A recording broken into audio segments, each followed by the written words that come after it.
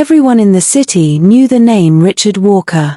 He owned 5 hotels, a luxury real estate company, several oil trucks that supplied the big boys in government, and 2 private islands, one in Zanzibar, the other in the Bahamas. But to Emma, he wasn't Richard Walker the billionaire. He was just Dad. And for 27 years, he had been her everything. Emma's mother, Claire, died the night she was born. They said the childbirth was difficult. Her heart gave out minutes after Emma's first cry. Emma grew up without ever knowing her mother's touch, but her father made sure she never felt unloved. Not once. He raised her alone. No stepmother. No nannies. "You are all I have," he would always say, brushing her hair every night before bed. As a child, she would sit on his lap in the study while he reviewed hotel documents. He would read her bedtime stories with balance sheets scattered around him. When she was 10, he brought her into meetings just to let her listen. And by the time she turned 21, Emma was managing 2 branches of their family business. She was brilliant. Focused. Always in control.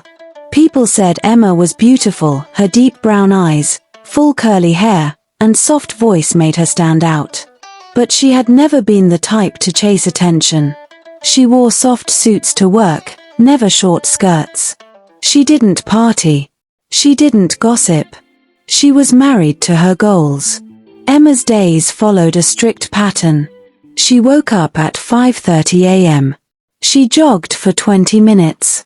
She answered emails from the Eastern Branch. Then, by 7 a.m., she was in her car, driving herself to Walker Holdings Tower. Her office was on the 9th floor. Glass walls.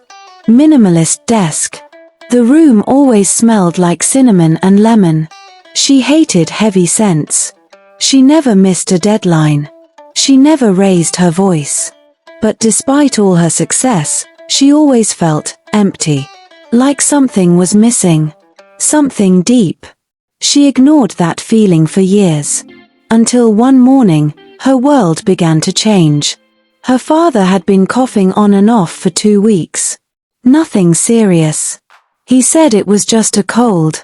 But then, one morning, Emma went into his room and found him sitting on the floor weak, sweating, and barely breathing. She screamed for help. Within 15 minutes, an ambulance arrived. They rushed him to their private hospital. She rode in the back of the ambulance, gripping his hand so tightly her knuckles turned white. "Don't leave me," she whispered. "Please, Dad. Don't leave me." He stayed in the hospital for 4 days. On the 5th day, the doctors asked to speak with her in private. She sat across from the head physician, Dr. Caleb Mendez. A man with kind eyes but tired shoulders. "Miss Walker," he began gently, "your father's heart is failing. It's a condition called dilated cardiomyopathy. His heart muscles are weakening. Can it be treated?" she asked quickly. He hesitated. "We can manage it. Slow it down. But, he may not have more than 6 months. Maybe less." Emma sat frozen, her eyes wide, her chest tight. It felt like someone had poured ice water down her spine. That evening, she sat beside his hospital bed. He was awake now, tired, but smiling. "You look just like your mother," he whispered.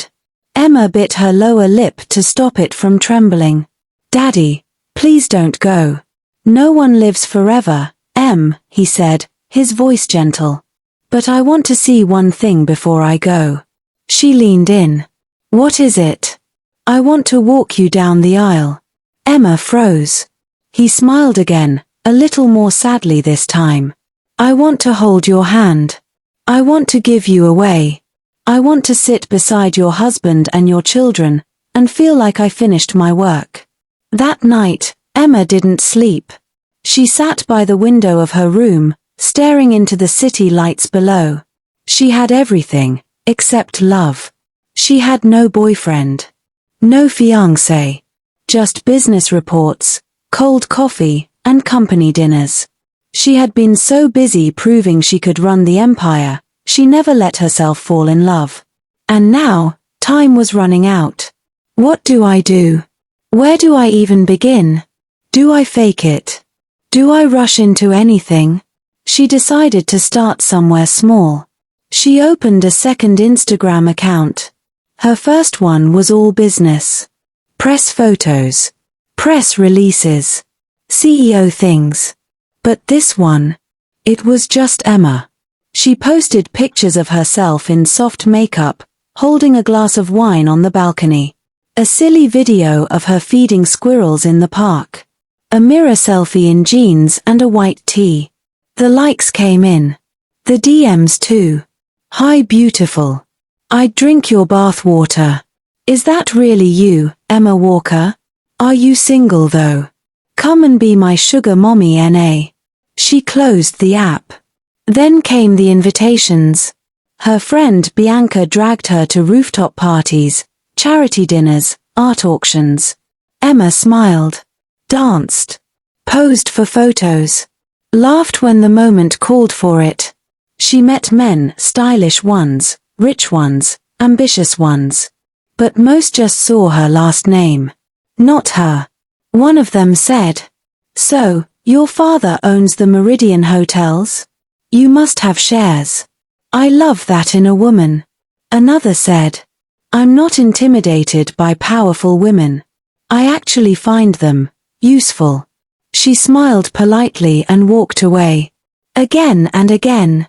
A few weeks later, her aunt sat across from her at Sunday brunch and asked, "Emma, are you trying to be alone? There are nice men out there. Go on dates. Try dating apps." Emma stirred her coffee slowly. "I don't want someone who wants this life, auntie. I want someone who wants me." She kept trying. She went to weddings of people she barely knew. Said yes to blind dates that ended in awkward silence. Even signed up for a professional matchmaking service which charged her $10,000 and sent her on one date with a man who couldn't stop talking about himself. And still, she came home to silence. To emptiness. To that one voice in her head that kept whispering, "He's dying. And you're still alone." She sat beside her father again one evening. His skin was pale, his voice softer. "Still no suitor?" he teased with a warm smile. "No, Dad. Not yet." He chuckled. "You'll find him. Just be open." She smiled, but her heart was heavy. That night, she sat on the edge of her bed, barefoot, phone beside her, untouched. She looked at her reflection in the mirror. Strong. Smart. Beautiful. Alone. She pulled the blanket over her shoulders and curled up by the window. The rain had started to fall softly. She closed her eyes.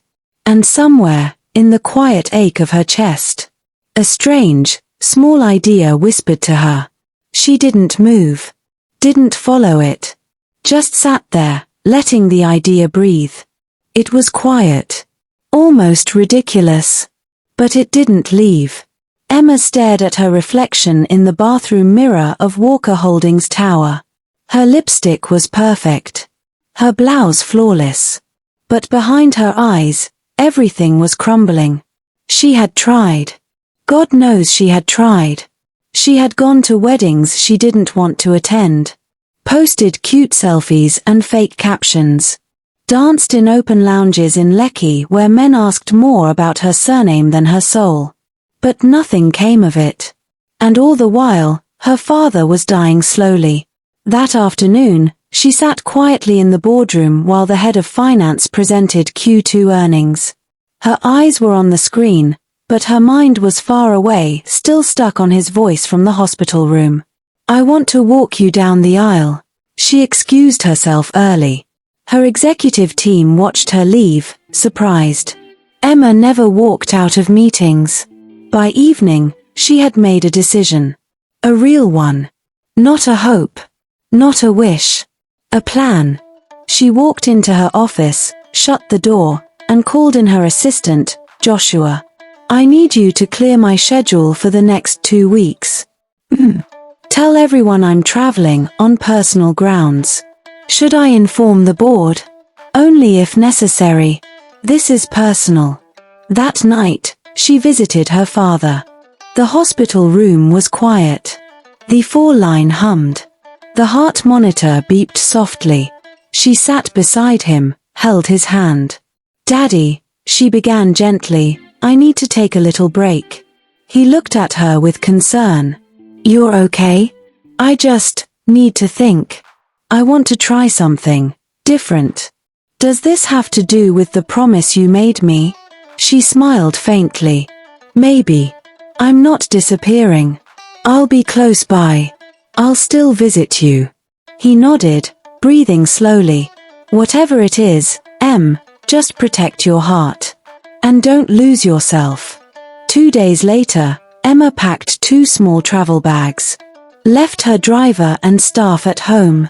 She booked a furnished apartment in Ibadan, a busy Nigerian city only about 2.5 hours away from Lagos.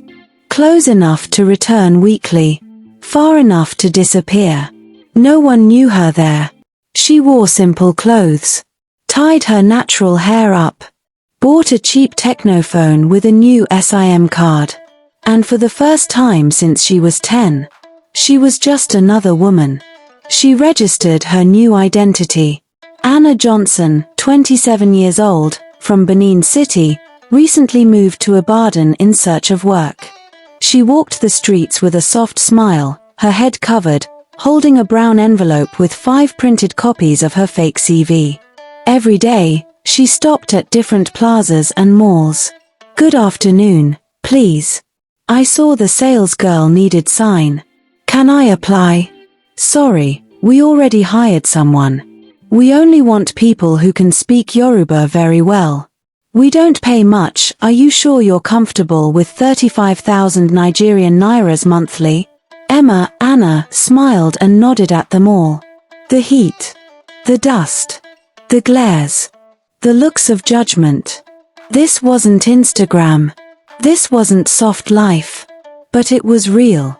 And in this new life, she could be anything. Even someone worthy of love. On her 5th day in Ibadan, she walked into Maple Square Mall, one of the busiest spots in the city. Shops lined every corner. A Cold Stone Creamery, a local clothing boutique, a small phone accessories shop, and a supermarket. The smell of freshly baked meat pies floated through the air. She saw it again. Sales assistant wanted. Apply within. She took a deep breath. Walked in. Smiled. Good afternoon, Ma. Please. I'm here to apply for the job. The woman looked her over. Simple face. No fancy wig. No loud makeup.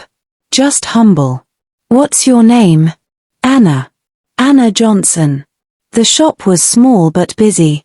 Rows of colorful clothes lined the walls, Ankara tops, second-hand jeans, body sprays arranged in crooked stacks, and cheap jewelry that sparkled too hard under the fluorescent light. The manager was a plump woman in her 40s, called Madam Ruth. She wore a tight brown wrapper, rubber slippers, and glasses she kept pushing up her nose. She looked Anna up and down. You say you just moved here from Benin? Yes, Ma, Emma replied with a small smile, clutching her file of fake references. I'm staying at my cousin's place. Around Bodija. Madam Ruth narrowed her eyes. You sabi fold clothes well? Yes, Ma. You go fit stand for 10 hours straight? Yes, Ma. You get warala? No, Ma. There was a pause. Then Madam Ruth hissed and said, Oya come tomorrow morning. 8 a.m. sharp. No makeup. No chewing gum. No late coming. Salary is 35,000 Nigerian nairas. No accommodation. No food. 1 day off in a week. You hear? Yes, Ma. Oya go. The room was small. Not servants' quarters small, but still small enough to humble someone who once had walk-in closets, chandeliers, and heated tiles. Emma stood in the center of the room with her arms folded, staring at the bare mattress on the floor. The rent was 180,000 Nigerian nairas for the year. Single room. No kitchen. Shared bathroom down the corridor. No AC. Just a ceiling fan that made more noise than air. It was in Bodija, Ibadan, busy, noisy, and real. The woman who rented it to her had looked her over twice before finally saying, "If you no get work, I no day give credit oh. I'm starting at the mall tomorrow," Emma had said, adjusting her fake earrings. That was how Emma Walker, daughter of one of the richest men in Lagos, became Anna Johnson, a girl with nothing but 2 pairs of jeans, a power bank, and a bag of dreams that no longer involved boardrooms. The next morning, Anna was up by 5:30. She fetched water from the shared tap, took her bucket bath, wore her neatest top, and tied her hair into a puff. She arrived at Maple Plaza by 7:30 a.m., ready for her first day at the small boutique managed by Madame Ruth. The store smelled of new clothes and body spray. The mannequins were crooked. The light flickered once or twice. But she felt calm. This wasn't a boardroom. But it was real. She folded jeans. Dusted racks. Sorted hangers. At 1 p.m., Madame Ruth finally gave her a 20-minute break. Emma stepped out of the boutique, stretched her legs, and headed toward the food court. And that's when she saw him. The security guard. Dark skin. Faded uniform. Quiet face. She had noticed him before during her earlier visits, but now, something about him made her pause. He walked over to a kiosk, pointed to something, and pulled out a folded 200 Nigerian nairas note from his back pocket. The vendor handed him 1 piece of aged bread. 1 bottle of Coke. That was it. No rice. No meat. No protein. He walked over to a corner bench and sat down, slowly breaking the bread in his palm, sipping the Coke like it was all he needed in the world. Emma watched. He wasn't sad. He wasn't begging. He was just surviving. Her chest tightened slightly. People really live like this, she thought. This is someone's lunch. Every day. She looked down at the puff she was about to buy and put it back. The next day, the same thing. At exactly 1 p.m., he came. Same walk. Same face. Same bread and Coke. She noticed the way his eyes scanned the crowd carefully. Not with suspicion. Just awareness. Like someone used to protecting others, but never being protected. She told herself not to stare. But she still did. On the 3rd day, it rained. The kind of rain that slapped rooftops and turned sand to brown rivers. People ran for cover, clutching plastic bags and umbrellas. Shopkeepers shouted for nylon. Some closed up early. Anna stood under the edge of the awning with 2 other girls from the store, watching the rain swallow the road. Then she saw him again. Standing at his post. No umbrella. No shelter. Just soaked in silence. He didn't move. Didn't flinch. Still doing his job while everyone else hid. Emma felt something twist in her chest. It wasn't romance. It was pity. She saw in him the thousands of people her father's money never reached. The ones who had no pensions, no bonuses, no health plans. She walked to the kiosk with wet slippers, bought 2 packs of jollof rice and 2 bottles of Coke, then walked slowly toward him, nervous, heart tight, but steady. He noticed her. For a second, his eyes narrowed, surprised. She held out the nylon bag. "This is for you," she said quietly. "I just thought you might want something warm today." He hesitated. Their eyes met. The rain softened. He took the bag. "Thank you." "You're welcome," she replied. And she turned and walked away. She didn't expect anything. She didn't want anything. She just knew that if she was going to live in this world, she couldn't pretend not to see the people in it. That night, as she lay on her thin mattress in her rented room, water dripping faintly from the ceiling into a bucket near the door, she thought about him again. Not in a dreamy way. Just, human to human. And for the first time, the silence didn't feel so cold. The next morning, Emma woke to the sound of her neighbor shouting over a phone call and the distant honk of a Danfo bus down the street. She sat up, rubbing her eyes. The bucket by the door had filled halfway with water from last night's leaking roof. She emptied it, wiped her mattress edge with a cloth, and sighed. Her life had changed. No housekeepers. No driver. No catered breakfast. Just tin milk, dry bread, and the sound of Ibadan waking up loudly. By 8 a.m., she was back at the shop. Madam Ruth shouted instructions over gospel music playing from her small Bluetooth speaker. Anna, that your side no day arranged make sure that mannequin no fall today again, beg. Emma smiled. Somehow, she didn't mind it anymore. She was learning to find peace in the noise. At 1 p.m. sharp, she stepped outside for her break. There he was. Same spot. Same calm steps. Same bread and coke. But this time, he walked toward her. Emma's chest fluttered, but not out of nervousness. Just surprise. He stood beside her as she leaned against the metal pillar near the meat pie stand. He nodded once. She nodded back. Thank you, he said. His voice was deeper than she expected. Firm, but not cold. It's fine, she replied. You were soaked. He looked at her for a moment. Most people walk past. She shrugged. Most people don't notice. He studied her quietly. You're not from here. It wasn't a question.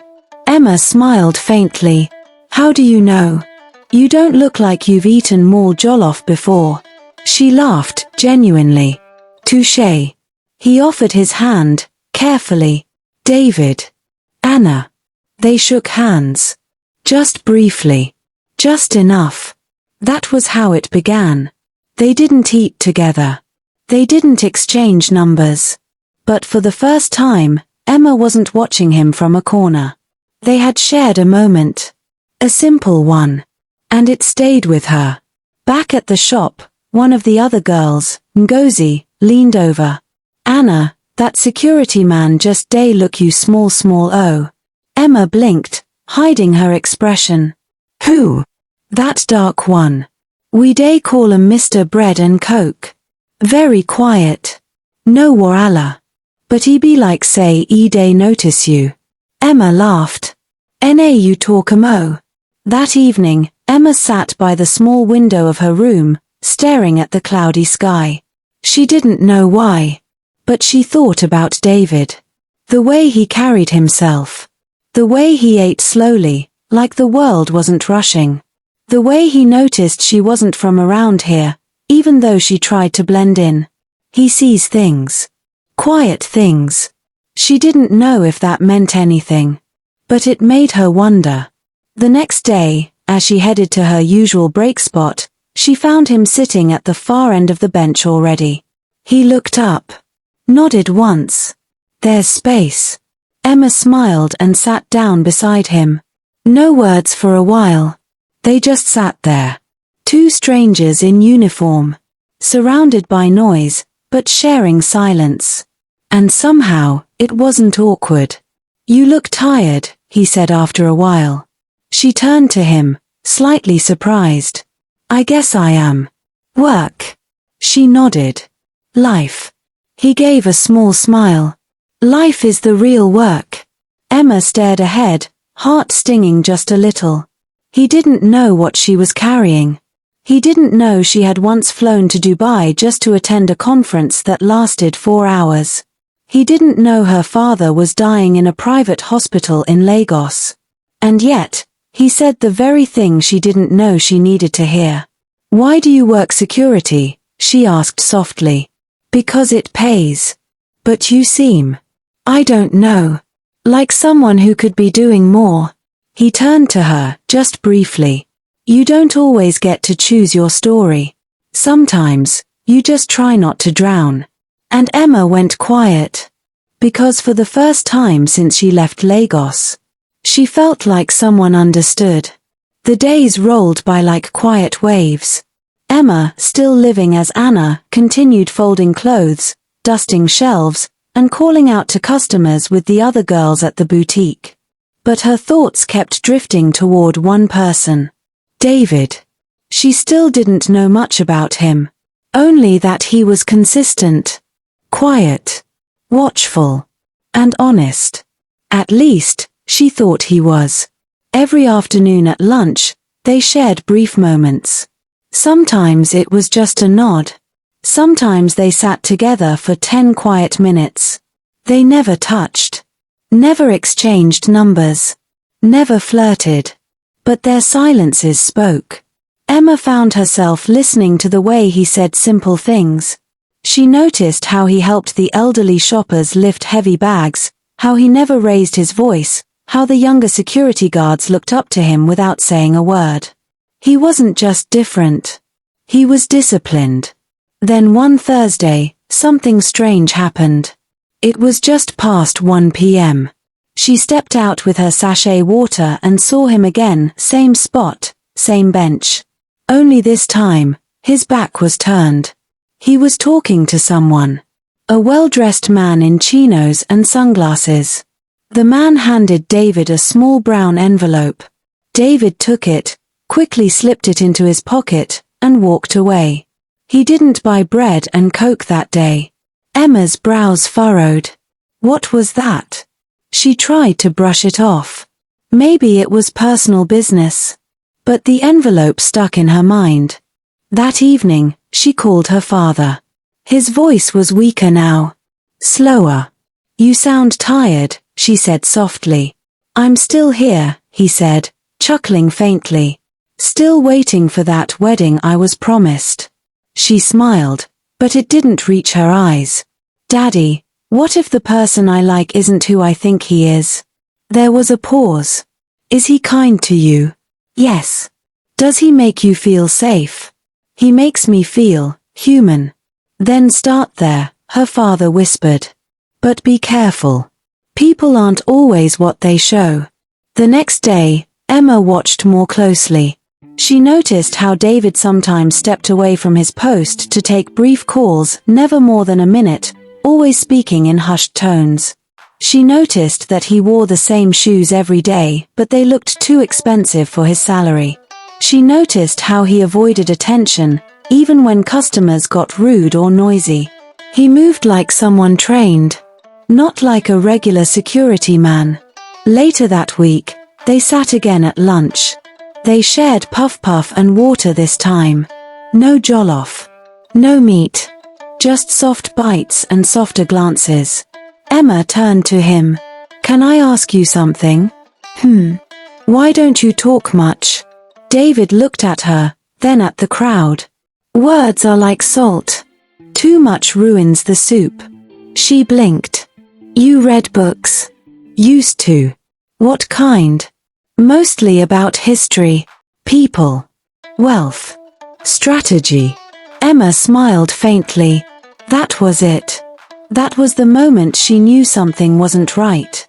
No ordinary man with a security guard's salary read books on wealth and strategy. Not with that kind of discipline. Not with that kind of poise. He wasn't just kind. He was trained, educated. Maybe even wealthy. And suddenly, something clicked in her chest. He's hiding something too. Just like she was. Later that evening, as she swept the shop floor before closing, Ngozi leaned toward her. Anna, no vex how your guy day do? Emma looked up. What guy? That security man we day chop puff puff with you. That one. Emma smiled but didn't answer. Ngozi shook her head. Day hide something quiet guys like that. Nadm day shock person. Emma stared out the door, watching David cross the far end of the mall. I think you might be right, she whispered. Emma hadn't planned to follow him.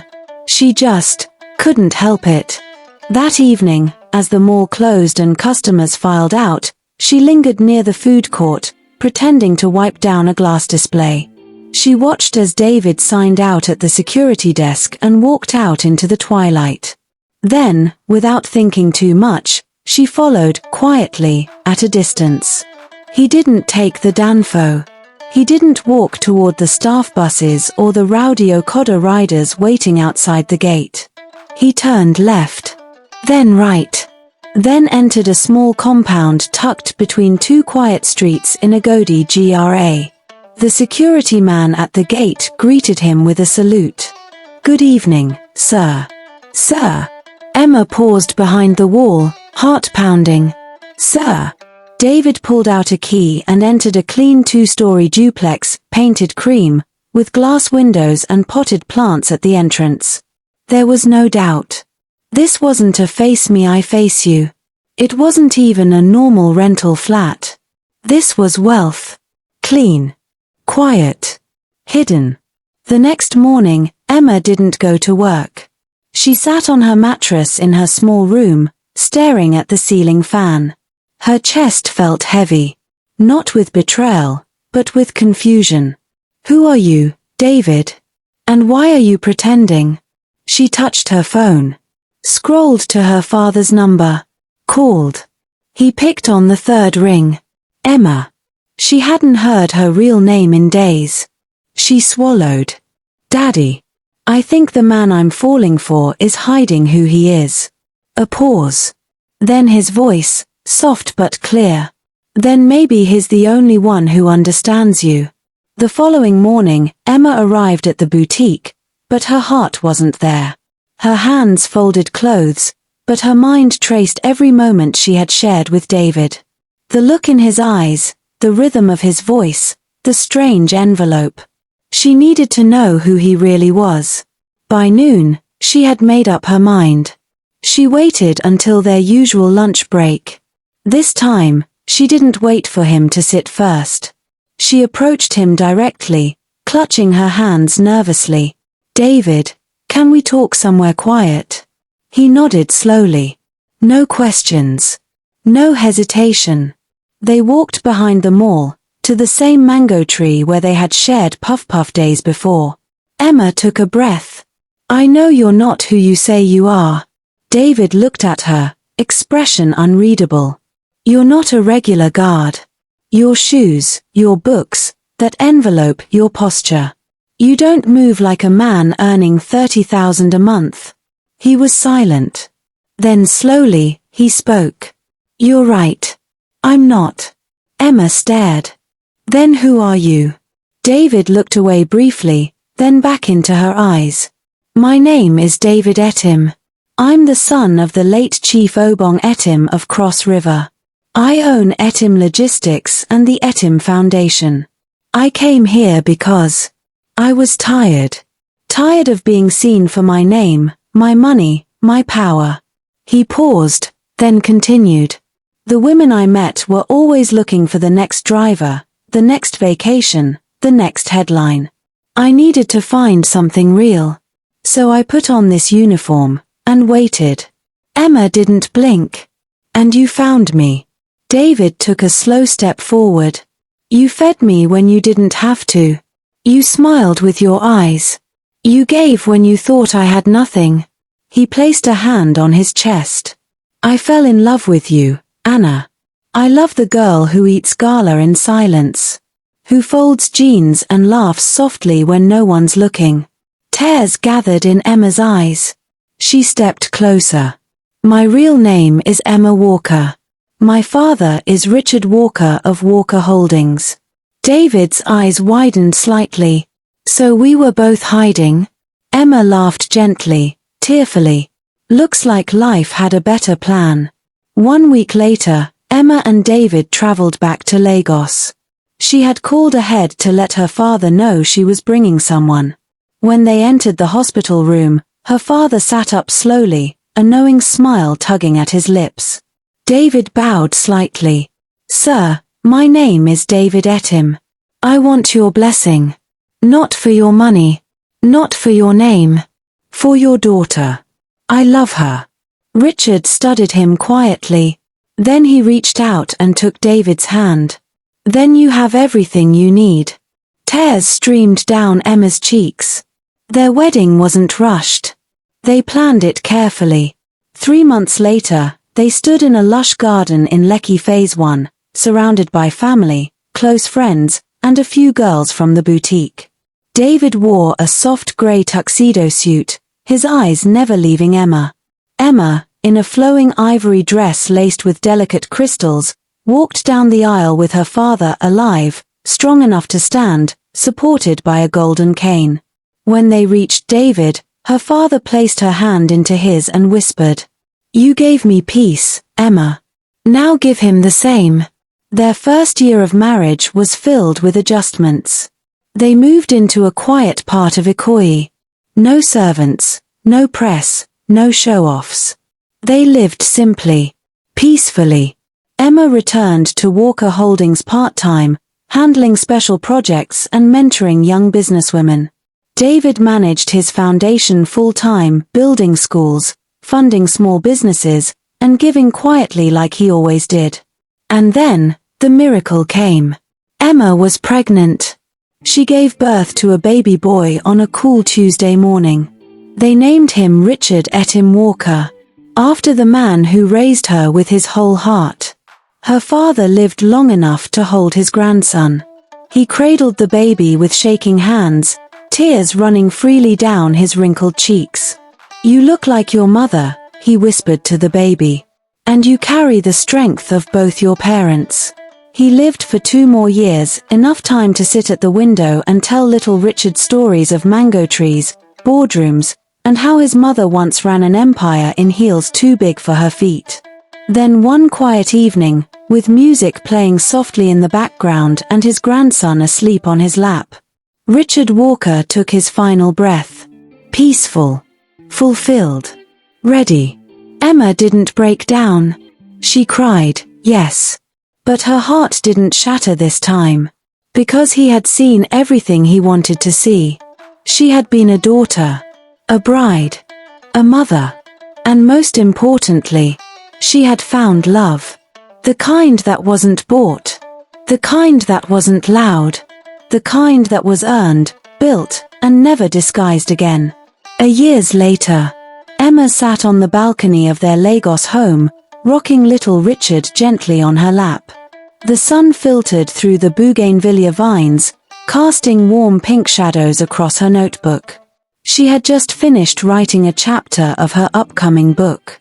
Love in Disguise, Finding the Heart Behind the Mask. David stepped out quietly with 2 mugs of tea. "He's asleep again?" he asked with a smile. Emma nodded.